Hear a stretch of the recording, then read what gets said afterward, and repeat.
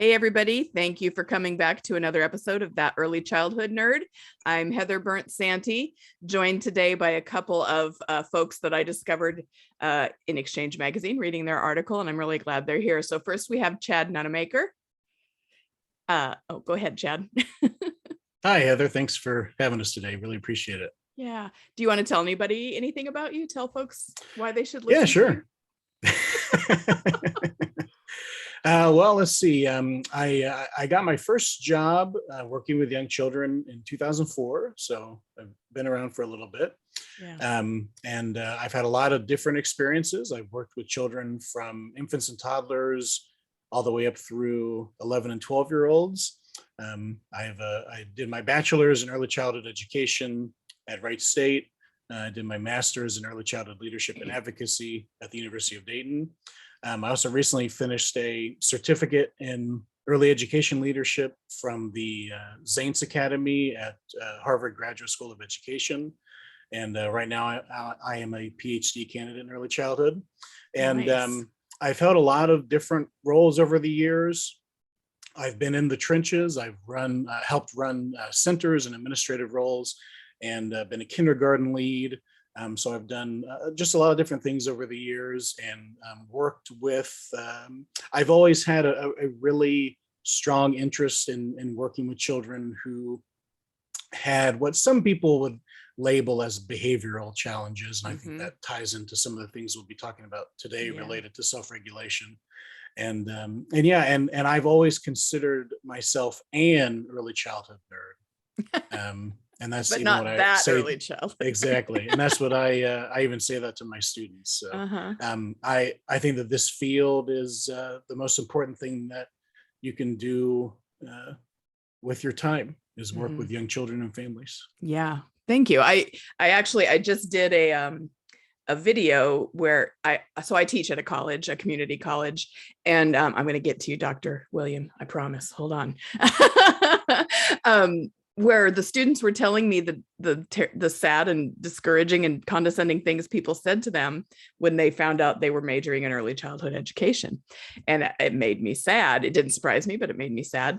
And so I asked some folks, a lot of my regular co-hosts on the podcast and just some other people, to make just like a 1-minute video of what would you say to somebody who's going into major in this. And then we put it into a big compilation, and it's so wonderful. I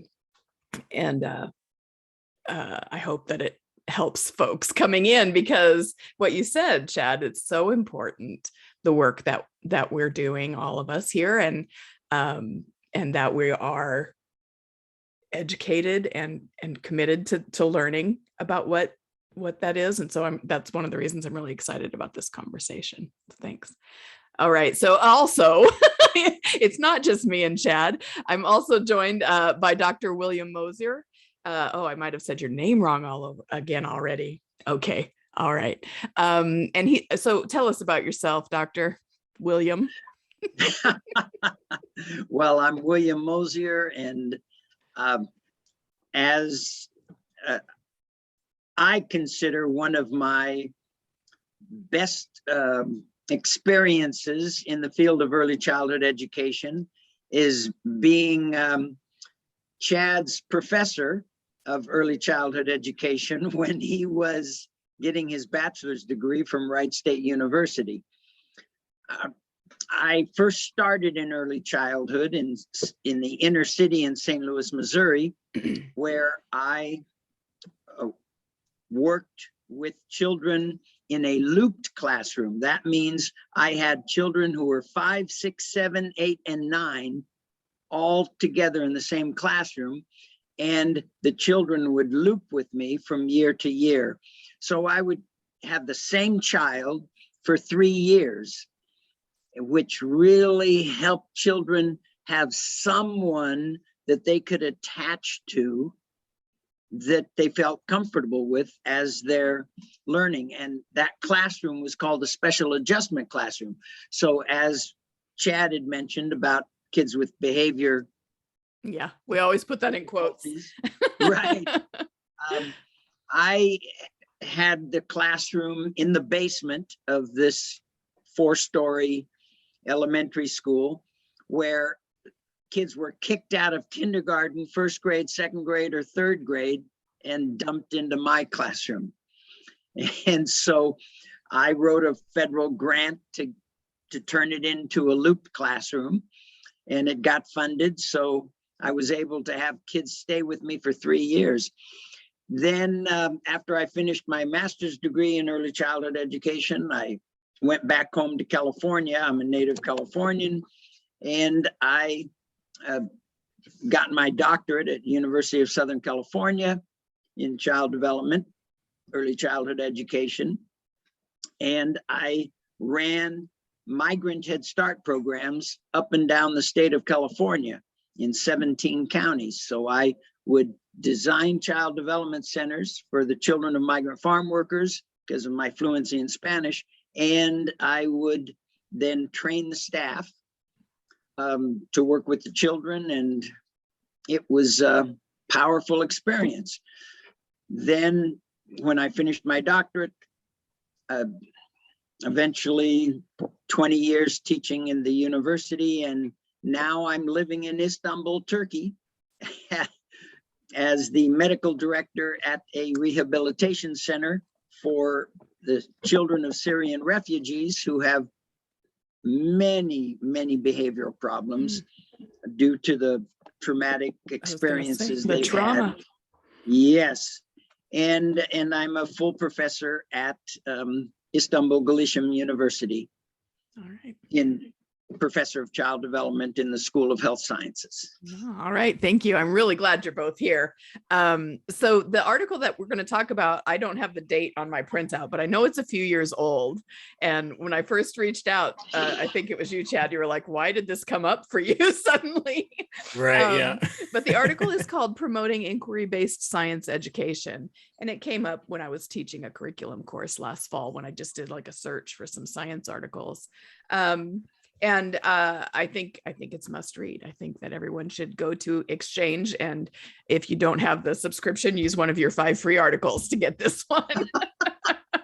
So the quote we're going to start our conversation with is, during early childhood development, it's important to remember that the process is more important than the product, especially when engaging in inquiry learning. How can educators support the development of inquiry without the inquisition? And I love that phrasing. So first I want to just ask you about that, like speak to maybe your purpose of writing the article, but also that idea of inquiry without the inquisition to set the sort of the foundation for the rest of our conversation. Yeah, sure. I'll go first. I think this really emerged from just our, Dr. Mosier and I, we both have done training over the years with teachers. He's done just a couple more years of training than I have. But we both were seeing a lot of the same things related to this concept of inquiry-based learning and what does it mean. And we would constantly run into educators where they would think that maybe inquiry just means I just need to bombard the child with questions, and that's how they'll learn to ask good questions. But oftentimes the questions were closed-ended, or they just didn't stretch children's thinking far enough. But the thing that we were most worried about is, the rest of all of developmental science that is out there that tells us how we should interact with children to help support their development in optimal ways. And so we were really concerned about how some teachers turned inquiry into a very demanding task for young children, very authoritarian type of a task. And we were especially concerned with how there was not a big emphasis on helping children develop the self-regulation skills that they would need to engage in inquiry in a meaningful way. And so that's kind of where that idea came from, the quote of how can we support inquiry without the inquisition? Because that's just kind of what it felt like when we would observe teachers sometimes, of the teacher would feel like, I really need to drag this answer out of the child, and that the goal of inquiry education, inquiry-based learning, was for the child to give the correct answer, which we didn't see it that way. And then when you dig into developmental science, you tend to find that, especially related to inquiry-based learning, or formulating questions, those types of lines of research, that we do want to keep it open-ended. We do want to give children a lot of space to be wrong, because the stakes are low right now. When they're 3, 4, 5, 6, 7, 8 years old, these are the times when they should be able to be wrong, and not have everything be high stakes. And that's what it kind of felt like with the teachers, that every question almost was, oh, if they don't get this right, then there's something really amiss. And we just see it differently, because I think that we just take more of a developmental approach, and really try to integrate developmentally appropriate practice into everything that we do in a really meaningful way. And so that's kind of where it came from. And then some of the other angles in the article were also related to those experiences that we've had over the years as well. Yeah, I think inquiry-based has become one of the things I say a lot, is that as a field, early childhood education, we're really good at just creating euphemisms. When there's new research, we like change the name of what we're doing, but we don't really change the game. And I think inquiry-based falls in that category for me, that we're still very much in that skill and drill mindset sometimes, but we're calling it inquiry-based. So somehow it's gentler or more appropriate, but haven't really changed our practice. What would you add, Dr. William? Well, first of all, it's helpful for us to step back and remember that inquiry-based learning is creating the space and time within which the child can learn through discovery, not some adult-directed activity. And so that's what Chad's getting at when he's saying that, gosh, we pose too many direct questions at children. Instead, inquiry-based learning isn't us throwing questions at children that can be answered yes or no. That's the definition of a closed-ended question, a question that can be answered yes or no. But just raise open-ended questions like, I wonder what'll happen if the popcorn popper gets hot enough. What do you think will happen with those popcorn kernels if we're doing a science experiment like that I always called in my Head Start and migrant Head Start classroom kitchen chemistry? And so then the children start wondering, what will happen? Oh, it'll be hot. Or they'll come up with thoughts, and there's no right or wrong answer. It's just having them think. And then when that first kernel pops, then they start thinking about the process of, oh, this is what happened. Even if they cannot articulate the laws of physics that are behind it. I think time, you talked about time and having time for that discovery. I think that's one of the barriers that's hard to overcome sometimes, because we're so used to our rigid childcare, early childhood schedule, where it's 20 minutes of this and then 20 minutes of that. And it's not science time right now, so we're not doing that. And so you're both nodding and covering your faces. I guess, what would you say to someone who brought that argument to you and said, yeah, you say time, and I agree it's important, but it just doesn't work to give them more time? Well, those demands often come from somebody that's above the teacher, right? Yeah.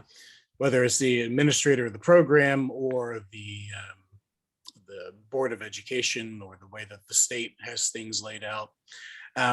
Most teachers, I wouldn't necessarily say all, but I would say that almost all early childhood teachers that I've worked with over the years have talked about, if they weren't already doing it, that they would love to have those big blocks of time for children to engage in things. And that's how, every classroom that I've been responsible for, that's what I did.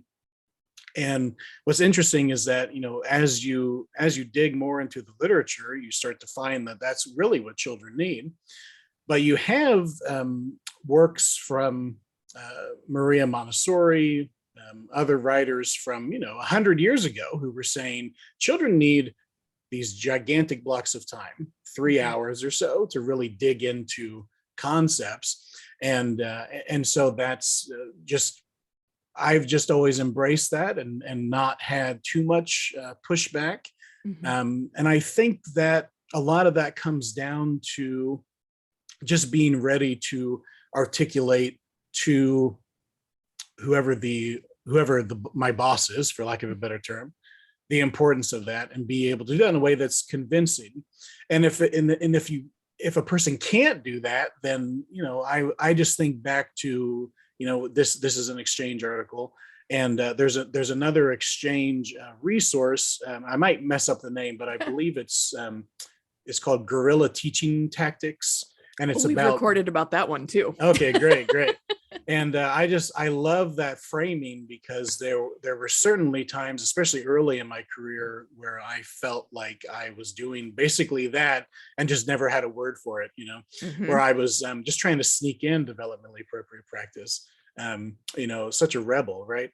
But I think that there are elements of that as well. And when we look at, I'm sure that you're familiar with this, Heather, but just for some of the listeners who may not be, when you look at studies into how do early educators spend their day, most of the day is spent in what I would say are wastes of time. Things like waiting, things like transitions that just get stretched out to be too long because the environment isn't set up. A classic example is, I've worked with educators where they are in a building where there is no restroom in the classroom. So they have to take all the kids to the restroom down the hall. And some of them feel like they have to do that every 45 minutes or so, because young children need to use the restroom a lot when you've got a group of 20 or so. Yeah. And so, they spend a lot of time doing that, but it's not that they don't have the time. It's that the environment that they're in isn't developmentally appropriate from that foundational level. And this is a knock-on effect, is that it eats up their time to be able to do those types of things. But other ways that I found to work around it is not to think in terms of, at the end of this block, then this task has to be finished, and find ways to use, things like project-based learning that you can come back to over and over, and you can continue that process, because you may be in a situation where you have no choice and you have to go to the library at this time, have to do X, Y, or Z at this time. Outdoor time is a common one, where you've only got a certain block that you need to go outside. And so I would just leave things or take things out with us. I've done that before too, So just thinking outside the box sometimes can be helpful, and just thinking about how can I continue along this line of inquiry that the children have started, and how can I continue to keep the momentum going. And I think that that's just something that takes practice. Yes, and confidence in your own sort of philosophy that's guiding that. And I think that's where people get nervous, is if they think, if I have to try and defend this, I won't be able to do it effectively, or I'm nervous about that, or I don't like confrontation, or they're worried about getting fired. Nobody's firing anyone in early childhood right now. Exactly. Right. We need to keep everyone who's currently in those jobs. So what was I gonna ask? Did you have something you wanted to add? Well, I'm just thinking about how important it is for the early care and education provider, the early childhood educator, to understand that we are not people who sit on babies. This is a profession, like medicine, like law, like engineering. This is a profession. And as Chad said at the beginning of the hour, this is the most important job in society outside of raising your own children. Taking care of the emotional, social, and cognitive needs of the most important members of society, young children.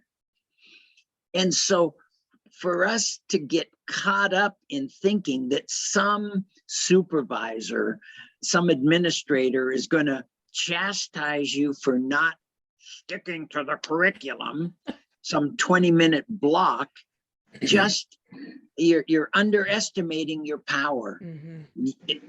It's, as you so astutely stated earlier, Heather, you just have to articulate it, what you're doing to defend. When I had this classroom in St. Louis, the superintendent of public instruction would send people to observe what this guy is doing with this 40 children, because in those days, the classroom size wasn't easy like it is now. Nowadays, teachers whine that they have 25 children. In those days, it was 40 kids in a classroom. Wow. And I had 40 kids who were all labeled behavior disordered. Yeah. And since I could easily manage 40 kids by just having an open classroom setting where I didn't have timed activities, learning stations that children could flow in and out of as they wanted to, then all you have to do is be able to defend your position when the principal or the assistant superintendent of instruction or the superintendent comes and says, "Oh, William, explain to me how this is better than having the kids sitting in rows and lecturing them." Yeah. And you will not get as much pushback as you fear you'll get if you don't stick to those 15 or 20-minute unrealistic time periods. Right. And I think also, because I used to be a center director, from that perspective, I didn't have time to know if you were sticking to your schedule every day for the whole time and moving through everything that you needed to do. So I want to go back specifically to the idea of developmentally appropriate science that is in the article, but also Chad, you mentioned it earlier, and just ask you each to speak to what that looks like for you or what that means in your mind. Compare it to what, maybe other practices are. Sure. The thing that we are struggling with, I think, as a field, is this idea that the only things that really matter are literacy and math. And a lot of that has to do with how we do our standardized testing, right? In third grade, for example, and how things are tied to funding and all that jazz that we won't get into. And those two things are easily observable too, I think, is why we really get tied into those two pieces. But I've always thought, even early on in my bachelor's program, that really we could use science as our main focus if you want to classify things in academic subjects, and you could reach every other academic subject pretty easily through science. There's a lot of math in science. There's a lot of reading in science. There's a lot of social studies in science.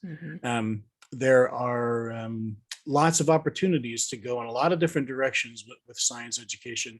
So my view really is that science education is the core element to an effective curriculum for not just young children, but I think for all ages. I do right now. I'm an adjunct at 3 different universities, all in early childhood programs, and I really emphasize that what we do is a combination of science and art, and that through that type of a perspective, one thing I think is it helps elevate the work that we do as early childhood professionals. But I think it also is the key to really understanding what this field is all about. And I think that needs to permeate into everything, including how we work with young children, that when we are using a science-based curriculum initially, right off the bat, that we will find that with relative ease, we can hit all the learning goals that we might be mandated to teach, whether that's state standards or the standards of your curriculum or the standards of the program that your school has embraced. And so I see it as non-negotiable that we have to have a science-focused curriculum for young children, and not just for, well, yeah, we're going to hit reading and math, but also because I think that is it's the best method we have for aligning with what developmental science tells us children need to thrive. Executive function skills and self-regulation and protecting children's curiosity. All those sorts of things are pretty easy in a science-focused curriculum, in my experience. I was reading something recently. I think the book was Rethinking Readiness in Early Childhood Education. It's a collection of essays. And this one statement was like, children come to us as question marks and we try to turn them into periods, or they come to us as question marks and exclamation points and we try to turn them into periods. And I thought that fits so well in just my thinking about academic content areas and what you've just talked about, Chad. It's all interrelated. And if we're doing it in a way that fits what we know children need and can do and are interested in, what's really valuable for lifelong learning, it would be more, they'd be leaving us with the same question mark and exclamation point they came in with. Thank you for that. And how about you, Dr. William?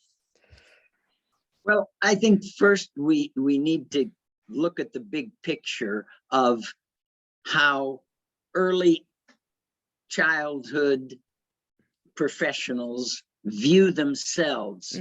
Yes. And the average early care and education professional tends to be afraid of science. And so they feel, oh, what, I'm supposed to teach science? Well, in the first place, in inquiry-based learning, we're not teaching, because learning is something that's caught, it's not taught. Subsequently, I can't teach you anything that you're not ready to be responsive to picking up. So when adults are afraid of the subjects that are talked about in academia, like science, that's probably the main impetus behind early childhood educators wanting to stick to just counting and talking about literacy. But as Chad so astutely stated, if we center our curriculum in an integrated way, you have language arts and math skills already in everything, even if it's art. Yes. Math and language is built right in. So in theory, the whole classroom should be based on art expression and scientific inquiry-based learning activities. Yeah. And so or when the adults, play, as we sometimes call it. Absolutely. Well, it all has to be play-based. Yeah. Absolutely. And it's so that fear of, oh, I don't know how to talk to kids about science. That isn't what we have to do. A child might ask you, Mommy, where do babies come from? And you're not going to start explaining sperm, egg, and procreation. So it's the same way with inquiry learning in a classroom that's filled with learning stations that focus on things like art expression, and which brings geometry into the play, and scientific activities like just having a pet rabbit or a mouse in the center, plants that the children are growing. These are all science activities. Yeah. And I think it's an interesting point that Dr. Mosier brought up about, the feeling maybe feelings of inadequacy around, can I really teach science? Can I really teach math? And there's some interesting studies into this, that those types of feelings that a lot of educators have are linked to their own early childhood experiences, And so we have almost this cycle of, well, gosh, I mean, when I was in elementary school and it was time to do math, that triggered a lot of anxiety because the teacher was so demanding, or the teacher was so authoritarian. And then that drives them as an adult to feel like, ooh, I'm not a math person. I can't tell you how many students I have who will say, I'm not a math person, I'm not a science person, I'm not an artist. And you just have to think about what is echoing from their early childhood that causes them to think those ways, and then how that shapes their approaches with young children as well. And then that's what I think this field is so interesting, is because you have not only the influence of developmental science with how I'm going to interact with young children, but also what does developmental science tell me about myself and why I do the things that I do. Wow. But yeah, I think that that's just an interesting phenomenon that you can see pretty regularly when you interact with a lot of students. You see that quite a bit. We at the community college where I'm teaching now, actually it's where I also got my associate's degree, and I'm the program chair now, but I knew the previous program chair for a long time. And she used to talk about how students would save their math class and their science class for the last semester, and sometimes not finish their degree because of that. And I guess this is just the All Exchange magazine all the time episode, because I also have an old article from Exchange about teachers' math anxiety that talks about just the kinds of things that you're talking about. I remember science I wasn't comfortable with at all. And I remember sitting in math classes and feeling like everyone in this room must have gone to a secret meeting that I wasn't invited to, because I don't have any clue, and they're all nodding and doing their problems and stuff, and I just couldn't get it. So it takes a lot of work on ourselves in this area too. Like, we have to figure out what does math look like for a 3-year-old, because my memory of math is a 3rd grader, so what does it look like for a 3-year-old? And then we see, oh, that's manageable. I can do that. And science too, I think, falls into that. Right. I mean, I think it's just, it's the core, I think, of developmentally appropriate practice. Following children's lead is what it comes down to. Yeah.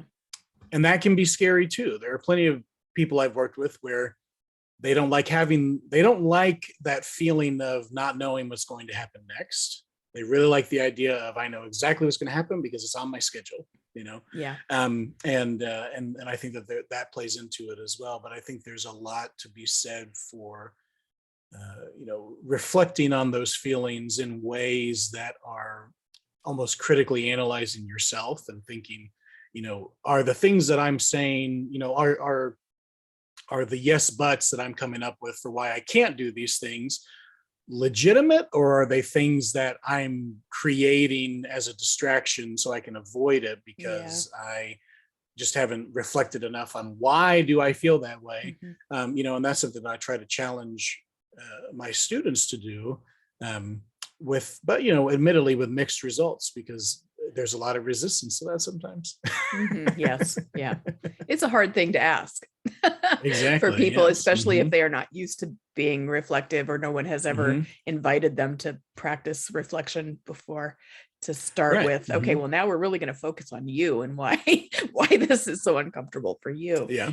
Or just their preconceived notions of what it means to work with young children in a classroom environment where they may see it as more of a mechanical process, where I see it as more of organic process.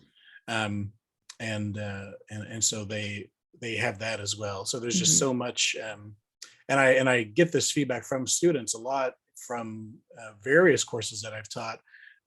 They'll talk about how they feel like they, learned a lot about themselves just from something as seemingly mundane as designing a lesson plan, and doing it in a way that's really reflective, help them realize that there were things that they didn't really know about themselves before, which I think is always nice to see.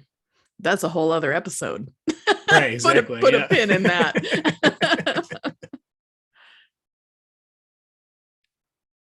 Oh, that's a long pause now. I just wondered if you were going to jump in here, Doctor. Okay. Well, because inquiry-based learning is so unpredictable, the average adult is uncomfortable with not knowing, as Chad said, oh, okay, what's going to fill the next 5 minutes? What's going to fill the next 10 minutes? And this is one good reason why reading books, spending half of the day in an early care and education environment, just reading picture books to children should be the curriculum, because there are so many children's books that address art and science, but as you were saying, at the level that a 3-year-old, a 4-year-old can understand. So it never ceases to amaze me every time I hear someone say, oh, Dr. William, I have no idea how you were able to memorize the curriculum that you have to teach with a 5-year-old, a 6-year-old, a 7-year-old, an 8-year-old, all in one classroom. Wait a minute. And I would ask my college students, raise your hand if you know how to read. I've never had a student who didn't raise their hand saying they know how to read. Raise your hand if you know simple addition. And just counting 1, 2, 3, 4, 5, 1 + 1 is 2. So the level of math difference, I've had early childhood educators who didn't want to combine classrooms for 3- and 4-year-olds because they said, oh, the curriculum's too different. That's ridiculous. Yeah. It's not. If you're over 3 and you already know how to read, you got your bases covered. No problem. Right. That's a good perspective, a good reframing of what some people fear, I think. So I have one more topic I want to hear you both talk about. You've both mentioned self-regulation. That's a very popular, sort of trendy phrase in the field right now, for good reason, but sometimes it gets lost. Again, it becomes a euphemism for compliance in my mind sometimes. But so you both mentioned it in terms of inquiry-based learning, helping to build that self-regulation. And I just would love to hear more about that thinking. Sure. So I'll start and then I'll toss it over to Dr. Mosier. At its core, it has to come back to what I see as a foundational understanding if you want to work with young children, and that's the power of modeling. There are many students I've worked with over the years that really struggle with this idea that we want to be a model for the things that we want children to do, rather than just demand it or direct them to do those things while we're doing something else. It's right in the newest edition of developmentally appropriate practice, in one of the charts of what's developmentally appropriate versus things to avoid. And I might butcher it a bit here because I'm just doing it from memory, but in one of the columns, I forget what age range, but it's for things to avoid. And it says something along the lines of, it's not realistic to expect children to engage in behavior or engage in activities or anything at all that they don't have a model for. And I think that that really is one of the key pieces to self-regulation, is that if every message out of your mouth is directive, then how can you say that you're building self-regulation skills? And when we think about some of the study from the Tennessee pre-K study that recently came out, that in the media it was seen as, oh my gosh, I can't believe that happened. But anyone that has a background in developmental science was thinking, well, duh. I mean, when you read the details of the program, Yep. it was way too controlling. They weren't really building self-regulation skills. They were controlling children externally rather than building that internal feeling of, I can control my own behavior. I can be a member of this classroom. That's why in our article, all of the example questions are phrased with a first person singular bend. And then that also ties into children's need for autonomy. It ties into things like Vygotskian and Piagetian self-talk concepts, things like that too. And what's interesting is, after we wrote this article, I found a study about a year later that really interrogated this idea of I wonder questions. And one of the things that study found was that the I wonder formulations, formulating questions that way, really invited children to participate rather than expecting them to participate. And we really think about the things that everybody learns in their teacher education programs. Things like children need autonomy. They need to be able to engage in initiative.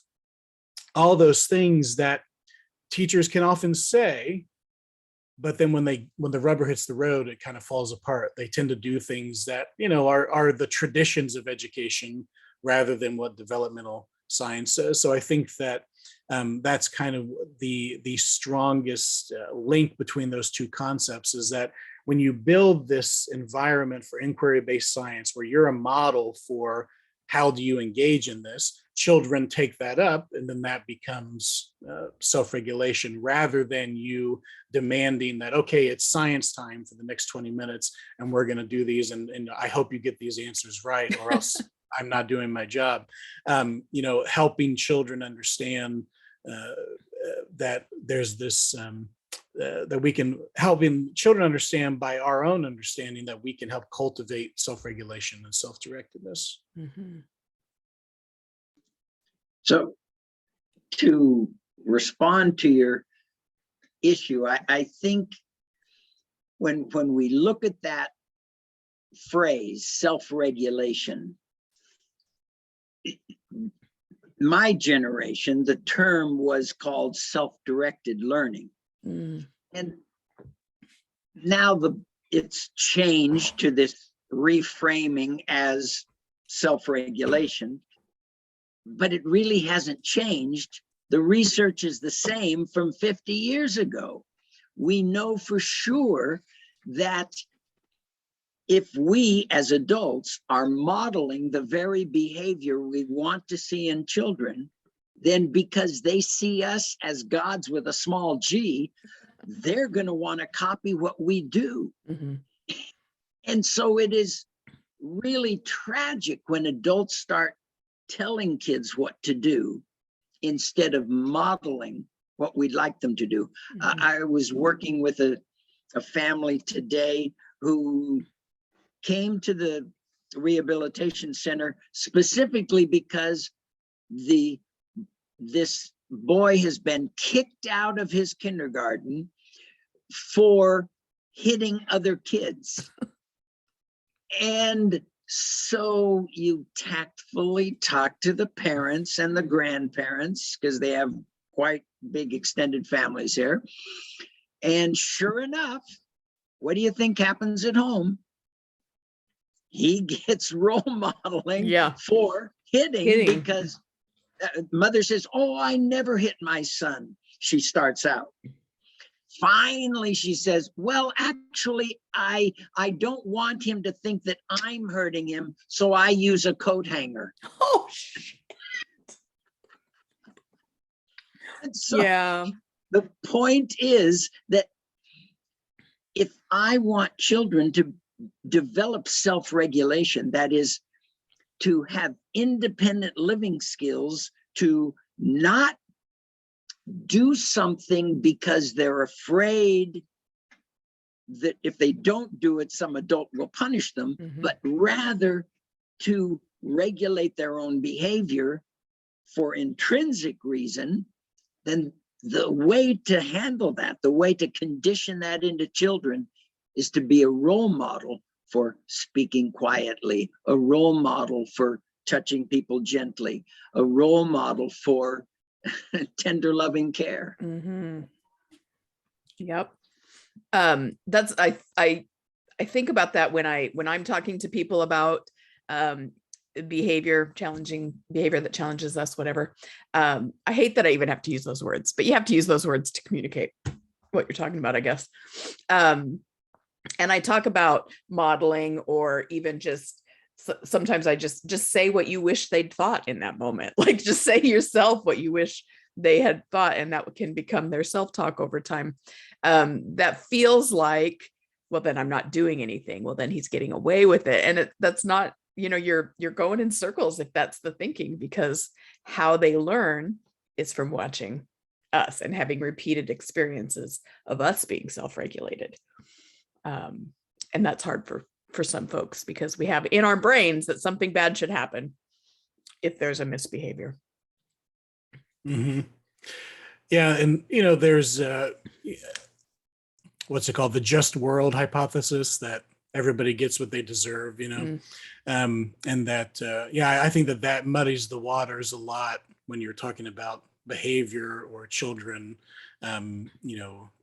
complying, for lack of a better term.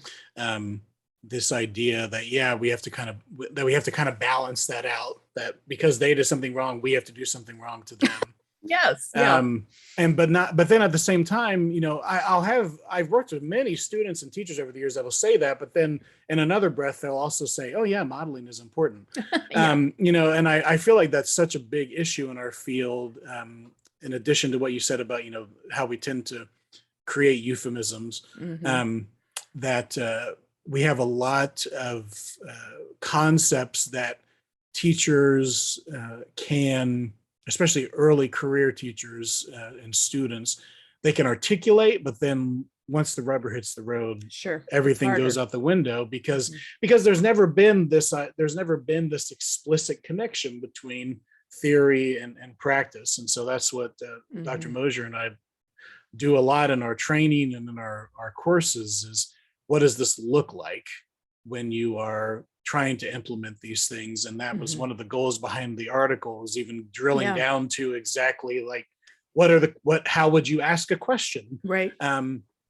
Which is basic, about as small scale as you can get, is what are the actual words coming out of your mouth.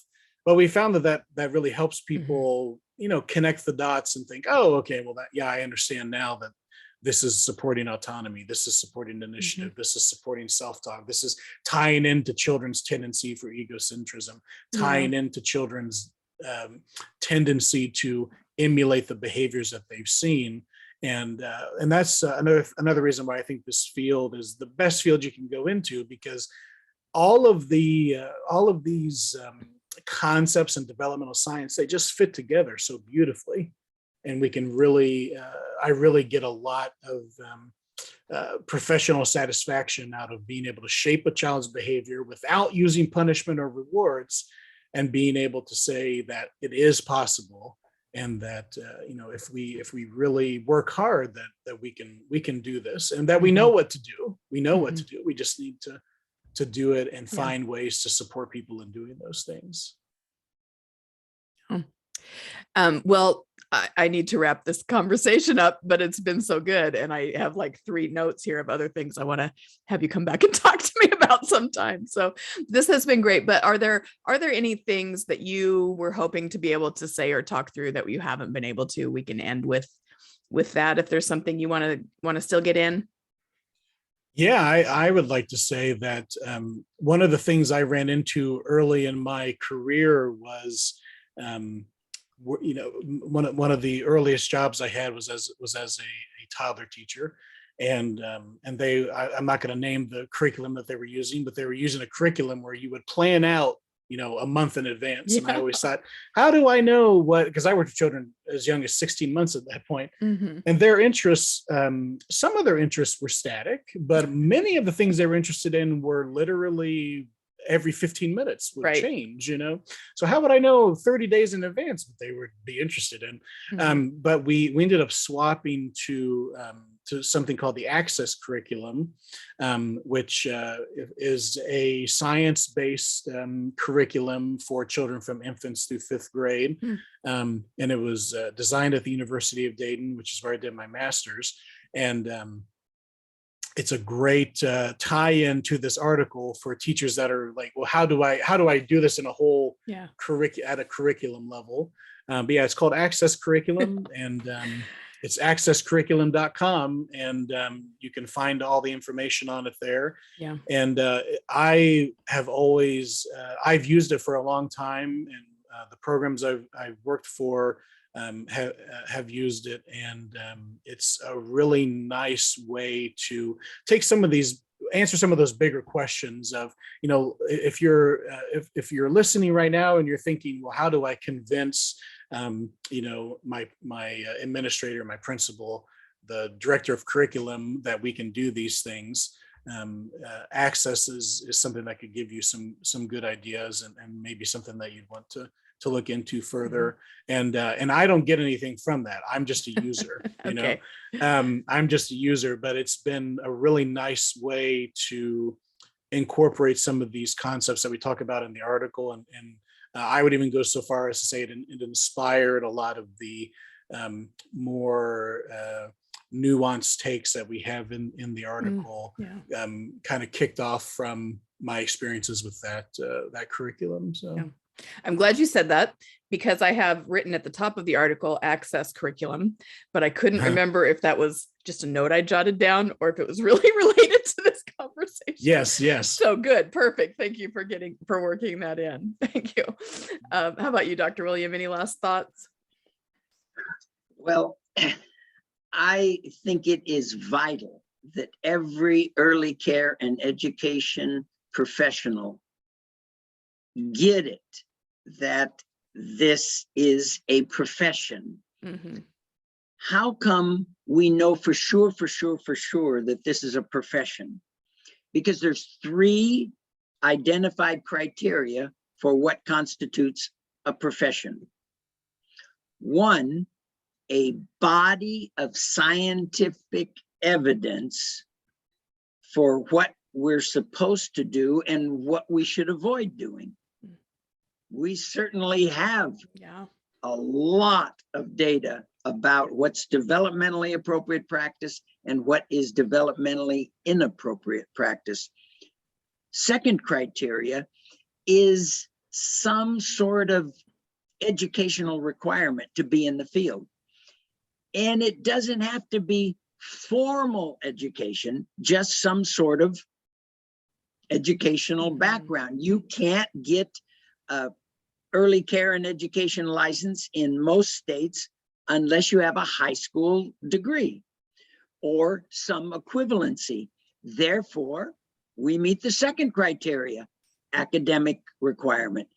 And third, which is probably the most important and underappreciated in every profession, medicine, psychology, social work, nursing, even engineering, you have a requirement for continuing education. To keep your early care and education provider certificate or license in whichever state a person is in, they have to do some required educational experience. Often in most states, it's like 12 hours. If for my license, I need 50 hours every year. So 12 hours might seem overwhelming to people, but it's a requirement if we're going to call ourselves professionals, and we are professionals. Yeah, it's important. It's I think it's a more controversial issue than it needs to be. Like, I know there are some folks who think we don't need to talk about ourselves in terms of a profession, but I agree with what you said. I think it's so important for the children, of course, but also for ourselves as the folks doing the work. Well, I want to say the name of the article one more time in case folks listening want to look it up. So it's called Promoting Inquiry-Based Science Education. And we'll put probably Exchange usually hooks me up with a link that I can hook on to the podcasts and things so people will be able to access it easily. Thank you both so much for coming on and making time to do this. And I do look forward to maybe talking with you more in the future. And with that, this has been another episode of That Early Childhood Nerd. Come back again next week and we'll have more good nerdy conversation for you.